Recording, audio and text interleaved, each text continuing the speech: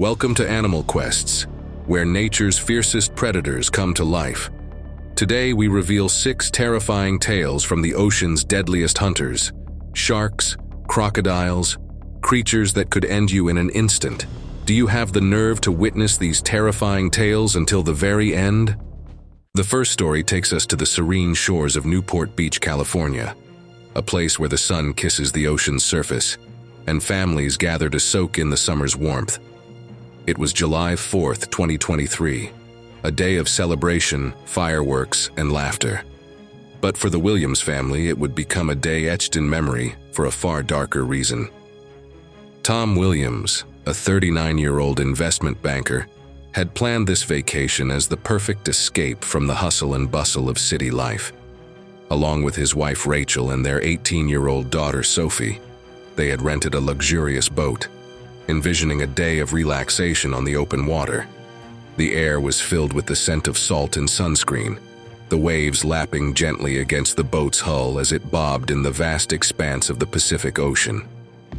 Tom, a strong swimmer with an adventurous spirit, convinced Sophie to join him for a quick dip in the cool, inviting water. Sophie, hesitant at first, eventually relented, setting aside her phone and diving into the experience her father had promised would be unforgettable. Little did they know how true those words would be. Rachel, always the cautious one, opted to stay on the boat, her instincts tingling with unease. She watched as her husband and daughter splashed playfully, their laughter carried by the wind. The sea seemed calm, almost deceptively so, and for a moment Rachel allowed herself to relax, basking in the joy of seeing her family so happy. But beneath the surface, something stirred. A shadow, long and ominous, began to circle. It was a great white shark, nearly 16 feet long, its cold black eyes locked onto the figures moving above. This was no ordinary shark, it was an apex predator, and it had caught the scent of its prey. The attack happened in a blur of motion. One moment Tom and Sophie were treading water. The next, a massive force slammed into them from below. The water exploded in a frenzy of thrashing limbs and churning waves. Tom felt a searing pain in his leg as the shark's razor-sharp teeth tore through flesh and bone. He struggled to push Sophie away, his fatherly instincts taking over. But the beast was relentless. Sophie screamed, a sound that cut through the air and reached Rachel's ears like a knife. Rachel's heart plummeted as she saw the water around her family turn red. Panic surged through her veins, and without thinking, she dove into the water, desperate to save them. But as soon as she hit the water, Rachel realized the enormity of her mistake. She was not a strong swimmer, and the sight of the shark, a monstrous, terrifying creature, paralyzed her with fear. She could see Tom trying to fight off the shark, his movements slowing as blood loss took its toll. Sophie was desperately trying to swim towards her, but the water, thick with blood, made it almost impossible. Tom, in a desperate act of survival, managed to jab his fingers into the shark's eye. The shark recoiled, momentarily releasing its grip. For a brief, heart-stopping moment, it seemed as though the worst might be over. The great white, stunned by the blow, disappeared into the murky depths, leaving behind a scene of horror and hope intertwined. From the distance, a fishing boat approached, its crew having noticed the commotion. They shouted and waved, trying to signal that help was on the way. Rachel, too weak to swim closer, could only watch in a mix of relief and fear as the boat finally reached them. The fishermen quickly hauled Rachel aboard before turning their attention to Tom and Sophie.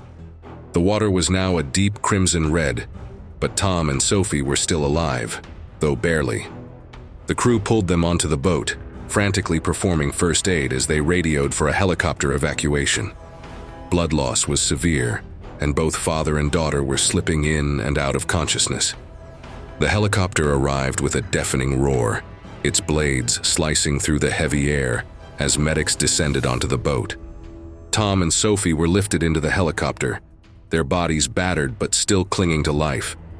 Rachel, her own body trembling from shock, was held back on the boat, her tear-filled eyes never leaving the helicopter as it took off. Tom and Sophie were quickly loaded into the helicopter, their bodies battered and lifeless as the medics worked desperately to save them. The injuries were too severe: massive blood loss, deep lacerations, and internal damage from the shark's vicious attack. Despite the best efforts of the medical team, both father and daughter succumbed to their injuries during the flight. By the time the helicopter touched down at the hospital, it was too late. Rachel, the lone survivor, was left to grapple with an unbearable weight of grief and guilt. She had watched helplessly as the ocean, once a symbol of peace and beauty, turned into a nightmare that tore her family apart. The guilt gnawed at her, an inescapable shadow in her mind. Could she have done something differently? The questions swirled, torturing her with thoughts of what might have been. The joy of that morning, all twisted into a haunting echo of the tragedy that followed. Rachel swore she would never enter the ocean again, the place that had stolen everything from her, the love of her life and her only child. The next story takes us to the vibrant shores of Myrtle Beach, South Carolina, a vacation hotspot famous for its sunny beaches and lively boardwalks. But in these waters, shark attacks are a chilling reality. By mid-2018 alone, the number of incidents had already spiked, turning a day at the beach into a potential fight for survival. This is the story of Jason Turner, a lifeguard whose courage was tested on July 5, 2018. It was an idyllic summer day at Myrtle Beach. The sun blazed down from a cloudless sky, casting a golden hue over the sprawling stretch of sand. Families frolicked in the waves, children built sandcastles, and tourists lounged under colorful umbrellas. For Jason Turner, a 28-year-old lifeguard, it was just another day on duty. Jason had always felt a deep connection to the ocean. Growing up in South Carolina, he had spent countless hours swimming and surfing, developing a profound respect for the sea. As a lifeguard, he dedicated himself to ensuring the safety of beachgoers, always vigilant and ready to spring into action. Around mid-afternoon, the beach was at its busiest. Jason scanned the horizon from his lifeguard tower, his trained eyes watching for any signs of trouble. The rhythmic sound of the waves and the distant laughter of children filled the air. It was a scene of perfect summer bliss. But just as Jason's gaze swept over a group of swimmers, he noticed something unusual. Near the edge of the swimming area, a young girl was struggling against the pull of the current. Her arms flailed as she tried to keep her head above water. Instantly, Jason's heart rate quickened. He grabbed his rescue buoy and sprinted towards the water, his lifeguard instincts kicking in. The girl was Emily Brooks, a 16-year-old who had ventured too far from the shore. As Jason plunged into the ocean, he saw her terrified face, her eyes wide with fear. He swam with powerful strokes, closing the distance between them.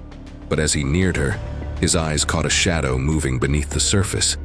A shadow with a dorsal fin cutting through the water. It was a shark, and it was heading straight for Emily. Time seemed to slow as Jason processed the gravity of the situation. Fear gripped his chest, but he didn't hesitate. He reached Emily just as the shark made its move. With a burst of adrenaline, Jason positioned himself between Emily and the approaching predator. He pushed her behind him, shielding her with his body. The shark, a bull shark known for its aggression, lunged at them. Jason felt the searing pain as its teeth sank into his leg. He screamed, a sound lost in the roar of the ocean. But he didn't let go of Emily. Using every ounce of his strength, he kicked at the shark, trying to fend it off. The water turned crimson around them, the metallic scent of blood mingling with the salt water. The shark circled back, its cold black eyes fixed on its prey. Jason knew he had to act fast. He remembered what he had learned in his training: aim for the eyes. With a surge of determination, he reached out and jabbed his fingers into the shark's eyes. The beast thrashed violently, releasing its grip on his leg. Pain radiated through Jason's body, but he couldn't afford to think about it. He grabbed Emily's arm and kicked towards the shore with all his might. The shark, disoriented and injured, retreated into the depths. By the time they reached the shallow waters, other lifeguards and beachgoers had rushed to their aid. Jason's leg was a mangled mess, blood pouring from the gaping wound. Emily was in shock, but alive. Together, They were pulled to safety. Jason collapsed onto the sand, his vision fading as the pain overwhelmed him. The last thing he saw before losing consciousness was the faces of the people he had sworn to protect.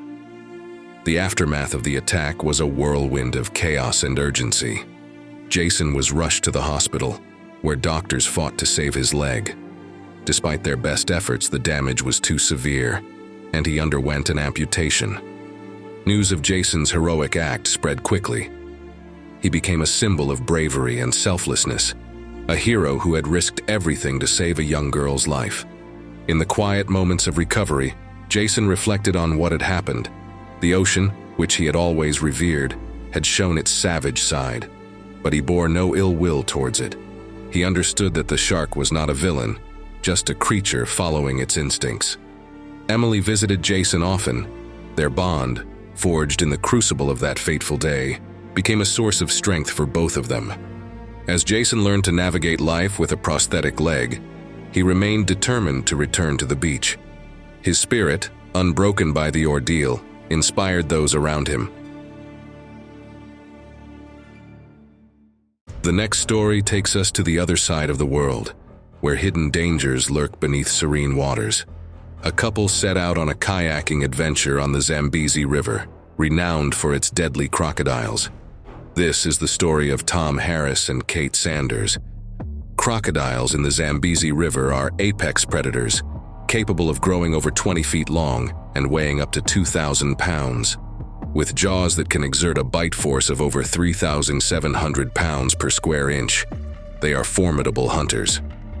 Encounters with these creatures often end in tragedy, their victims rarely escaping unscathed. July 12, 2022. Tom Harris, a 24-year-old adventure guide, and his girlfriend, 25-year-old Kate Sanders, were eagerly preparing for their kayaking trip on the Zambezi River. The air was filled with the sounds of the African wilderness, the river's currents whispering promises of adventure. Tom, experienced and confident, had taken many such trips, but this one felt special. Kate, always up for a challenge, was equally excited. As they loaded their gear into the kayak, a local guide approached them. His weathered face bore a serious expression as he offered a warning about crocodiles. He advised them to aim for the eyes and throat if they ever found themselves in danger. Tom and Kate laughed, appreciating the advice but not fully grasping the gravity of his words. They were here for the thrill, not to dwell on dangers. With paddles in hand, they set off, their kayak cutting smoothly through the water. The river was calm, reflecting the vast African sky. Birds flitted above, and the occasional splash hinted at the teeming life below the surface. For the first hour, they marveled at the beauty around them, taking photos and enjoying the tranquility. As the morning progressed, the river's serene beauty captivated them. They spotted elephants drinking from the banks, their massive forms a breathtaking sight. Tom captured the moment on his camera, the sense of wonder and adventure growing with each passing minute. They felt a deep connection to this wild, untamed place, the thrill of exploration coursing through their veins. The sun climbed higher, casting a golden hue over the river, and the air grew warmer. Kate, feeling the heat, decided to take a swim. She slipped into the cool water, enjoying the refreshing change from the rising temperatures. Tom, ever the photographer, took out his camera to capture the moment. He snapped a few pictures, the lens focusing on Kate's joyful expression. Suddenly, Tom's attention was drawn to a disturbance in the water some distance away. At first, it was just a ripple, but then the unmistakable outline of a crocodile emerged. A mix of excitement and concern washed over him. He quickly captured a few shots of the creature, fascinated by its raw power and beauty. However, he knew the danger it posed. Tom instructed Kate to swim back to the kayak slowly. His voice carried a calm urgency, masking the fear that was beginning to creep in. Kate, sensing the change in his tone, began to swim back, her movements controlled but quick. The crocodile, sensing its prey, moved with terrifying speed. It was a race against time. Just as Kate reached the kayak, the crocodile lunged. Its jaws clamped onto her leg, pulling her under the water. The world became a chaotic blur of bubbles and pain. In that critical moment, she remembered the guide's advice from earlier, his words echoing in her mind. Kate fought with every ounce of strength she had, her fingers desperately gouging at the crocodile's eyes and snout. Tom, frantic and helpless in the kayak, leaned over and reached for Kate. His mind raced with thoughts of saving her, but his options were limited. He grabbed an oar and struck at the crocodile, trying to distract it. The water churned violently, a deadly dance between predator and prey. The struggle seemed endless. Kate's world was reduced to the crocodile's monstrous eyes and the crushing pain in her leg. Her lungs burned for air as she continued to claw at the beast's eyes and throat. Finally, her fingers found a soft spot, and she pressed with all her might. The crocodile's grip loosened. Kate, seizing the moment, kicked free and shot to the surface, gasping for air. Tom grabbed her arm and hauled her into the kayak. Blood streamed from her wounds, mingling with the water in the bottom of the kayak. Tom's mind was a whirlwind of fear and determination. He couldn't let Kate die. He shouted words of encouragement, his voice trembling. He grabbed the paddle and began to row furiously, his muscles burning with effort.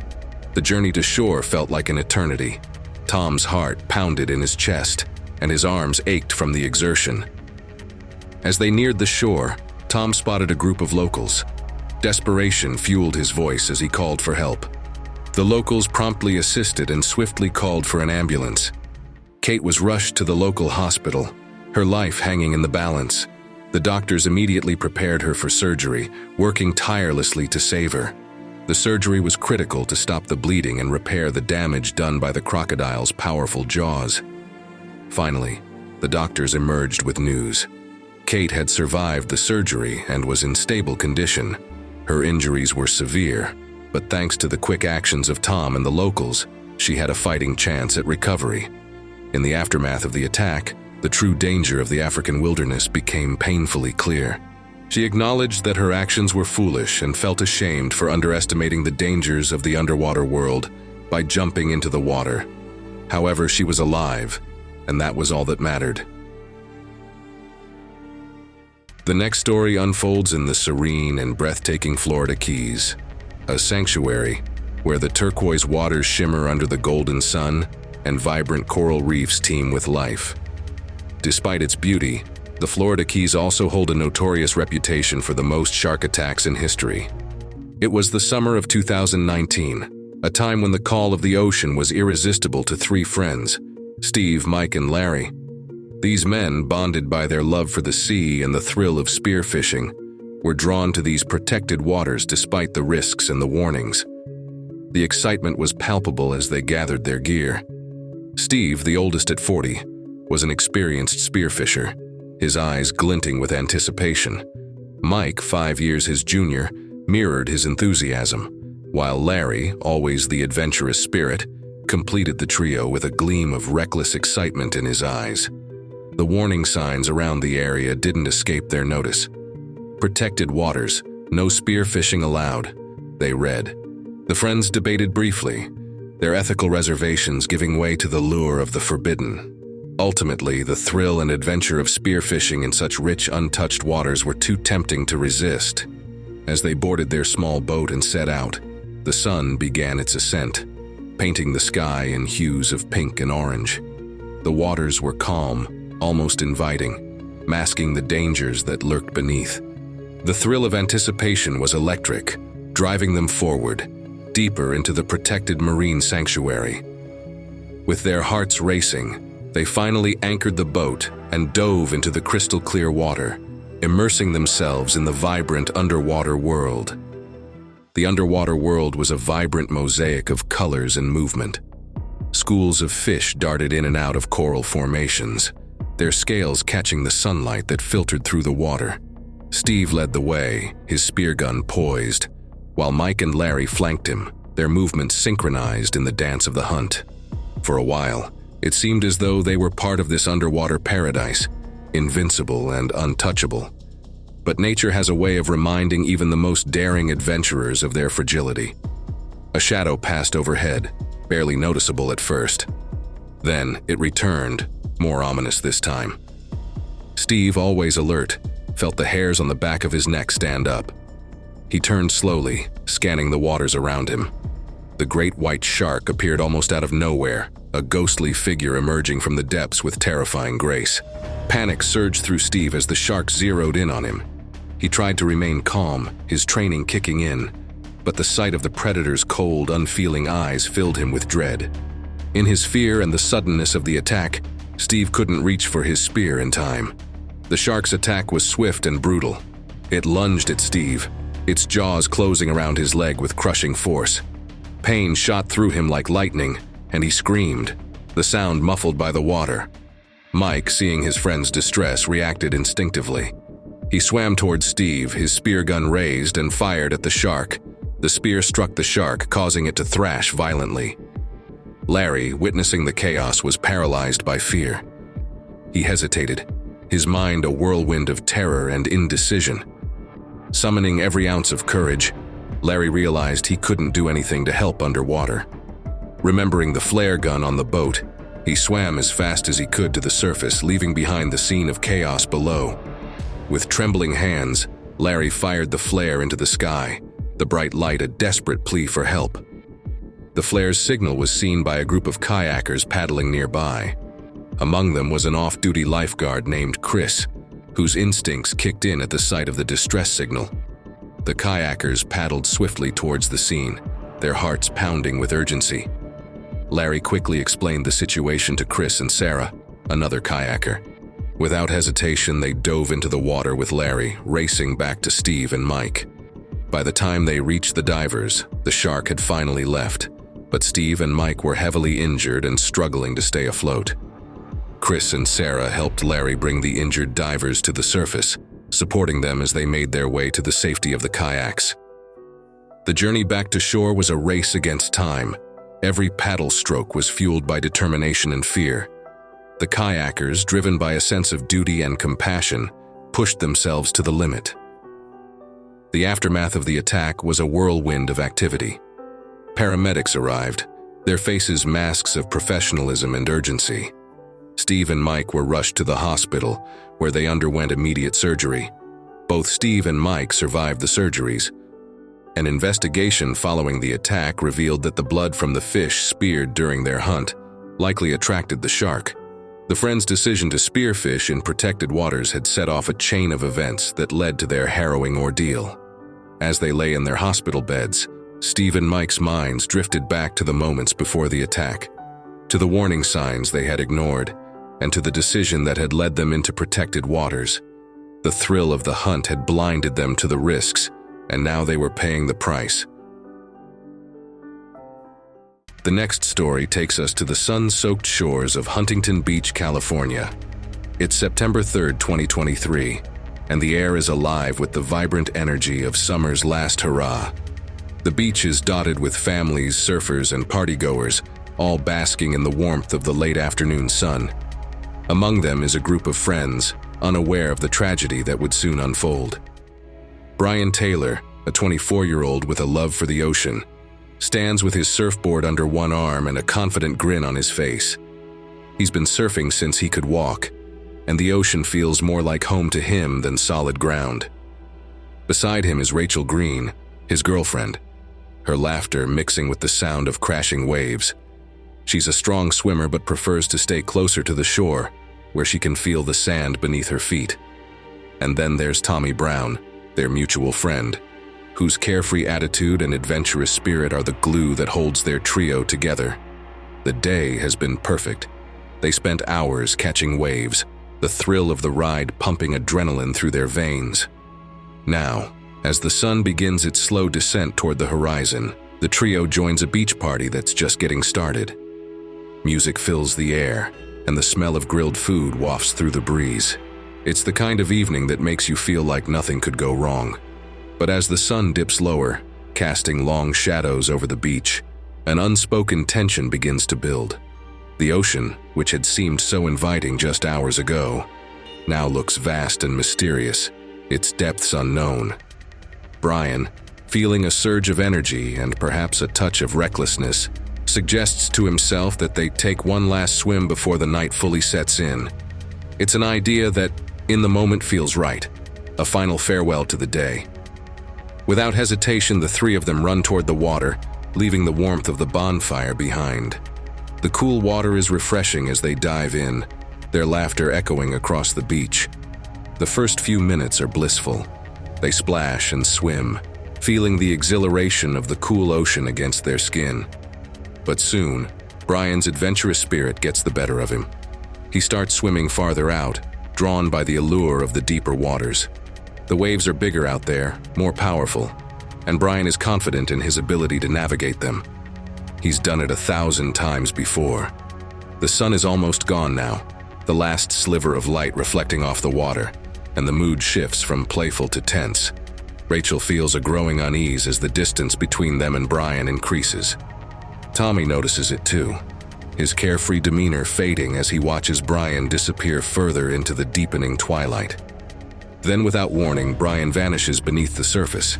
A split second of shock grips Rachel and Tommy before they see it, a dark, ominous shape gliding through the water. Their hearts stop as a burst of red blooms in the water, spreading like ink. Panic sets in as they realize what's happening. They begin to swim back to shore, adrenaline fueling their movements. The ocean, which had seemed like a playground moments ago, now feels like a trap, its waves pulling them in every direction.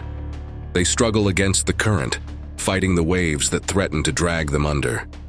Each second feels like an eternity, the shore an agonizing distance away. But they push on, driven by a mix of terror and desperation. When they finally reach the shallows, they collapse onto the sand, breathless and shaken. Rachel's heart races, fear gripping her as she stares back at the ocean, where Brian is nowhere to be seen. Their cries for help finally catch the attention of the partygoers. The beach, once filled with laughter, is now a scene of chaos as people rush toward the water, realizing something has gone terribly wrong. Lifeguards, alerted by the commotion, spring into action. One of them mounts a jet ski and speeds toward the last place Brian was seen. The seconds stretch into agonizing minutes as everyone watches, hoping for a miracle. Finally, the lifeguard returns, Brian's limp body in tow. He's pale, motionless, his once vibrant energy completely drained. The lifeguards work quickly, laying him on the sand and beginning CPR, their faces set with grim determination. Despite their best efforts, it's clear that Brian is slipping away. The CPR continues for what feels like an eternity, but there's no sign of life. The beach, now shrouded in darkness, falls silent as the reality of the situation sinks in. Rachel and Tommy stand nearby, their hearts heavy with grief. Rachel's tears fall freely as she watches the lifeguards finally step back, their faces etched with sorrow. There's nothing more they can do. Brian Taylor, the fearless surfer who loved the ocean more than anything, is gone. The once vibrant beach is now a place of mourning, the echoes of laughter replaced by the quiet sobs of those who knew him. But the horror doesn't end there. As the lifeguards and paramedics quietly cover Brian's body, the beach transforms into a somber crime scene, marked by the grim reality of his fate. The deep, jagged bite marks leave no doubt. A shark attack had taken his life. This attack is a stark reminder of how quickly things can change. In mere seconds, a shark can tear you apart, its power and ferocity unmatched. The next story takes us to the picturesque Copacabana Beach, Brazil, a stunning stretch of golden sand, where the hustle and bustle of Rio de Janeiro meets the vast and unpredictable Atlantic Ocean. It was January 5, 2022. Lucas McCarthy, a lively 20-year-old, and his older brother Levi, 23, had traveled from Ireland to Brazil in search of adventure and escape from the mundane routines of everyday life. They were filled with excitement, eager to explore the vibrant culture, taste the exotic cuisine, and bask in the beauty of Brazil's renowned beaches. But fate had other plans. The day started with warm sun, a gentle breeze, and the soothing sound of waves crashing against the shore. The brothers decided to make the most of the beautiful weather and head down to Copacabana Beach for a swim. As they strolled along the sand, they joked and laughed, their voices blending with the joyful cacophony of beachgoers. Dropping their towels on the sand, they dashed into the ocean, splashing each other playfully. It was a moment of pure, unadulterated joy, a memory they hoped to cherish forever. As the sun began its slow descent towards the horizon, casting a golden glow over the beach, Lucas and Levi found themselves wading deeper into the water. They felt invincible, caught up in the magic of the moment. Lucas, with a mischievous grin, yelled out, "Shark in the water!" Levi laughed, shaking his head at his brother's attempt to tease him. It was a carefree moment, the kind that made the idea of danger seem laughably distant. For a while they swam peacefully, enjoying the warmth of the water and the beauty of the setting sun. They floated and swam, their minds free from worry, lost in the simple pleasure of the sea. But then something changed. Levi's playful demeanor shifted, his expression turning serious. He squinted at the water, trying to make sense of a dark shape moving beneath the surface. As the shape came closer, the realization dawned. Levi's voice trembled as he shouted, warning Lucas of what he saw. Lucas, thinking Levi was continuing the joke, laughed and swam on. But Levi's fear was unmistakable. The shape in the water was getting closer, its menacing presence becoming more apparent with each passing second. It took a moment, but then Lucas saw the unmistakable fin cutting through the water, and his laughter turned to horror. The realization hit him. This was no joke. It was a real shark. Panic set in. The brothers tried to swim back to shore, but the current was strong, pulling them further out to sea. Lucas felt his heart pounding in his chest, his breath coming in short, ragged gasps. The realization hit him. They were in serious danger. And then, it happened. The great white shark emerged from the depths with terrifying speed and power. Its massive jaws opened wide, revealing rows of razor-sharp teeth. Lucas barely had time to react before the shark latched onto his leg, its powerful jaws clamping down with a force that sent shockwaves of pain through his entire body. The water turned red with blood, the once serene ocean now a scene of chaos and horror. Lucas screamed in agony, his voice echoing across the beach. Levi tried to reach his brother, but the shark was relentless. It released Lucas only to lunge at Levi, biting down on his thigh with the same brutal force. In the midst of the chaos, a local surfer named Diego Silva saw the attack from the shore. Without a second thought, he grabbed his surfboard and paddled out to the brothers, driven by a sense of duty and a fierce determination to save them. As he approached the shark, Diego felt a surge of adrenaline. He knew the risks, but he couldn't stand by and do nothing. With a mix of fear and resolve, Diego launched himself at the shark, punching it repeatedly in an attempt to drive it away. The impact felt like hitting a brick wall, the shark's tough skin resisting his blows. But Diego didn't stop. His hands were battered and bloodied, nerves screaming in protest, but he kept fighting. Finally, the shark released its grip on Levi and retreated into the depths. The beach was a flurry of activity as bystanders rushed to help. Lucas and Levi were pulled from the water, their bodies covered in gruesome wounds. The brothers were barely conscious. The beachgoers formed a human chain to carry them to safety, their voices a chorus of concern and urgency. Paramedics arrived quickly, their faces grim as they assessed the brothers' injuries.